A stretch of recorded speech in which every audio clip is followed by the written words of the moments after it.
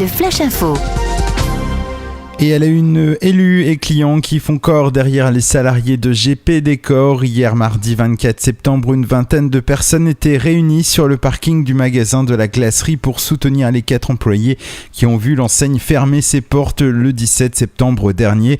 Pour expliquer la fermeture, le propriétaire, la société Marius Dufour, évoque un loyer annuel de 130 000 € trop difficile à supporter et assure également que les 4 salariés ne sont pas licenciés et que des solutions de reclassement leur seront proposées dans le plan de sauvegarde qui sera présenté.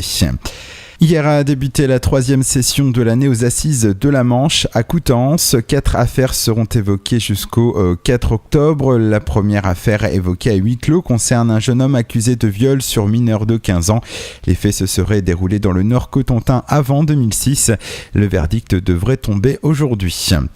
Justice toujours, le 11 septembre dernier, le tribunal correctionnel de Coutances avait rendu son délibéré dans l'affaire du Condor Vitesse. Le commandant du ferry et son second ont été condamnés respectivement à 18 et 12 mois de prison avec sursis pour l'homicide involontaire du patron pêcheur du chalutier Les Marquises au large des Minquiers le 28 mars 2011.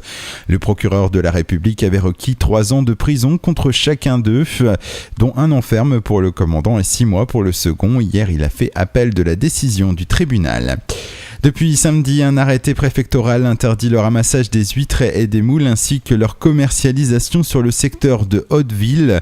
Il a été motivé par un prélèvement effectué par l'Ifremer qui a détecté une pollution de l'eau.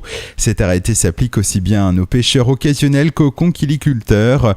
Le président du comité régional de conchiliculture conteste cet arrêté indiquant que tous les produits qui sortent des entreprises après leur passage dans les bassins de purification sont en dessous du seuil de détection. Et puis à Cherbourg-Octeville, la première pierre de la nouvelle salle de gymnastique a été posée hier après-midi. Elle sera opérationnelle en septembre 2014. Le budget total de l'opération s'élève à 2 800 000 €. Des années que le club gymnique cherbourgeois attend cette nouvelle salle à 2200 mètres carrés.